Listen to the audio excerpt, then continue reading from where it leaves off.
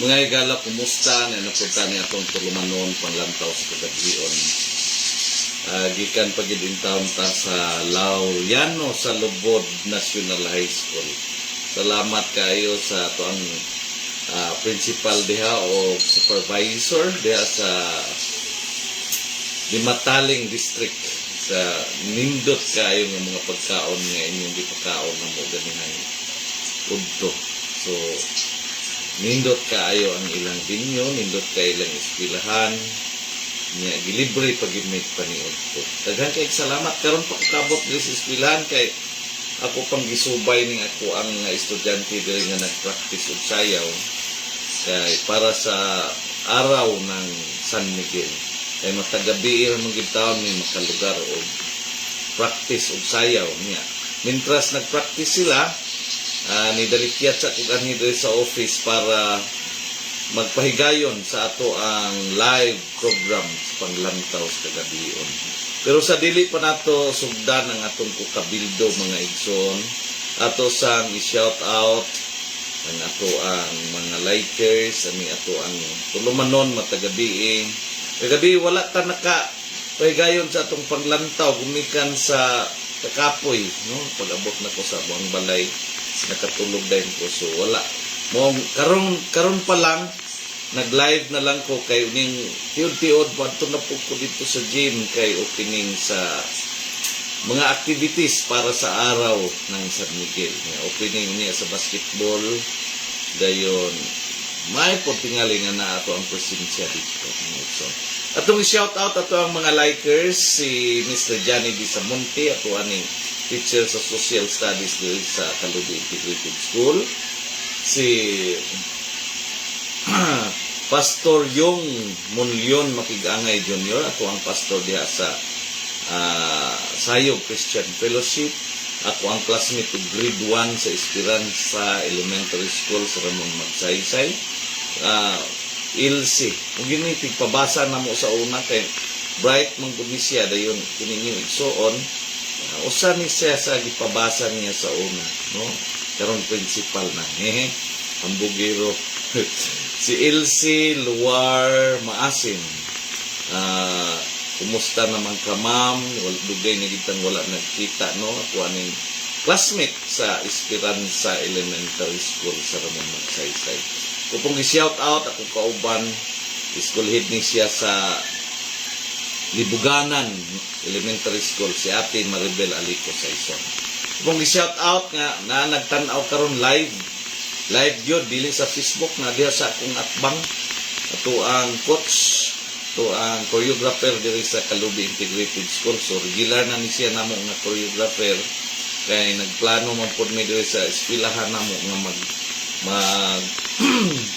organize me og drum corps. So kini gihapon tingali atong kuhaon bisag dili kay ni siya sikat, pero sige lang ato na lang ning kuhaon siya bitaw kini siya mo gini ang champion diri nga choreographer diri sa San Miguel, si Axel Ross. Kilay-gilay. Ha? Kilay-gilay. Higda-higda pa ni siya. Ganyan, tiyo-tiyo. Duman na ni siya panihapon. Magsugod na dahil ni siya sa practice sa Binchiel na mo diri sa Kalubi Integrated School. Di na siya makakuyog opening sa basketball. Daghan ra ba ditong mga taga Xavier karon? Naase. Yung mga basketball players. Kita na daw siya, oy. Kita, yan naganit ko nung giyon sa nimo. Ay, Ramos daw. Dito, mga igsoon, muna ato amo ang choreographer si Axel Ross Gilay. Suki gini namo nga choreographer. Mo ba ito sa una sa lahi pa ko nga eskwelahan dito pa ko sa Langilan Elementary School sa una. Kini ako gining gi-hire nga choreographer si Axel Ross. Ay kadjut lang ati ma'am ha kay nag-live pa ni imong higala. Uy Ginoo ko. Kadjut lang mga igsoon. Hello. Live ta karon. Hello ate, maayong hapon.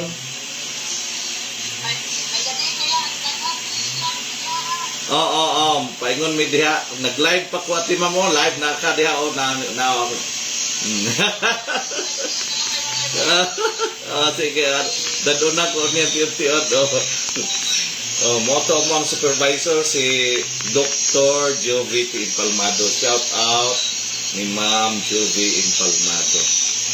This evening, we will be discussing about love. Love. When the heart still cares, jealousy, success, and forgiveness in the workplace. Islotag itong paghigugma sa ato ang isip katao, isip kauban sa trabaho. When the love is real, mistakes will never change your feelings. The mind may get angry, but the heart still feels. Mga higala ka ng simpleng tambag, nagdala og kahulugan nga lapad ug lawom kaayo.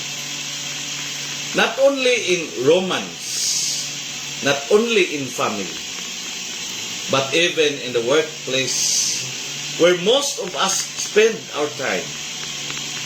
The workplace is not just a place of salaries, deadlines, or promotions. It is also a place where the human heart is tested. Tested by jealousy, by ambition, by favoritism, by mistakes, and by forgiveness. Have you ever felt it?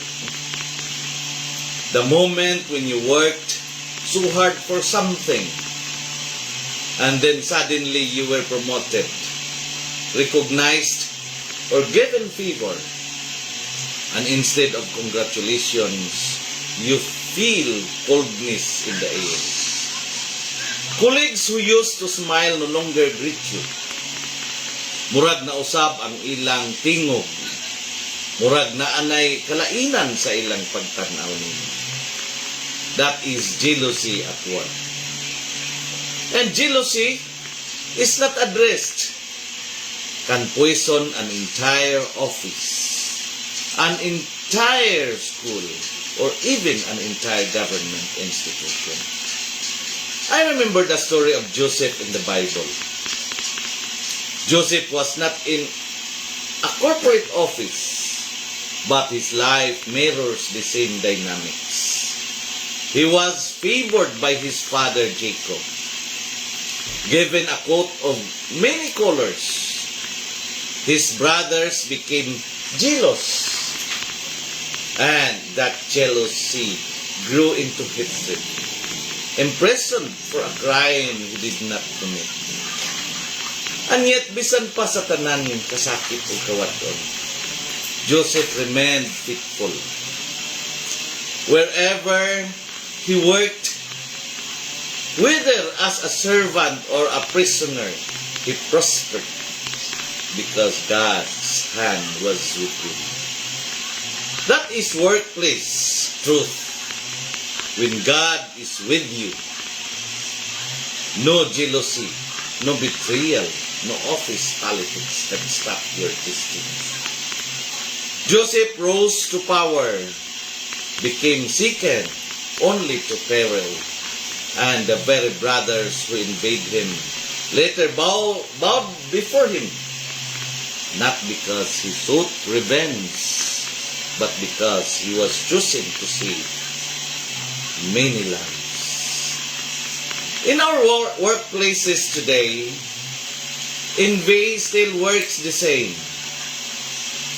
You may be the teacher who is admired by students, and other teachers begin to whisper. You may be the employee who closes big deals, and suddenly co-workers look at you differently. You may be the government worker who earns the trust of your superiors, and instead of being encouraged, you become the target of suspicion. Why? Because success is like light. It not only shines, it also casts shadows where jealousy hides. But how should we respond? The law gives us guidance. Even here, the Philippine Labor Code tells us that every worker must be treated equally, without discrimination, with promotion based on merit, not on favoritism. The Constitution itself guarantees equal opportunity for work. Yet, let's be honest, workplace politics is real. Promotions are not always fair. Recognition does not always go to the most deserving. Sometimes, it goes to the most connected. And in these situations, jealousy is fed not only by human weakness, but also by unjust system. Here is where love comes in, not a romantic kind, but the love of patience, the love of professionalism, the love of understanding. For when love is real, mistakes, jealousy, and unfairness cannot harden the heart. Yes, your mind may get angry. You may feel betrayed or overcooked, but your heart, grounded in God's truth, still cares. Now let us move to mistakes. In every workplace, mistakes happen. A miscalculation, a wrong report, a missed deadline, an overlooked detail. In our human tendency, we judge people by their errors. A colleague commits one mistake, and suddenly their reputation is tainted. But the gospel of Jesus shows us another way. Remember Peter, the disciple? He failed his master 3 times, denying Jesus at his most crucial hour. If the workplace had judged Peter, he would have been disqualified forever. But after the resurrection, Jesus restored him not by rehearsing his failure, but by asking, Peter, do you love me? The mistake did not cancel the mission, because the love was still there. This is true in our offices, in our schools, in our agencies. Legally, the labor code is clear.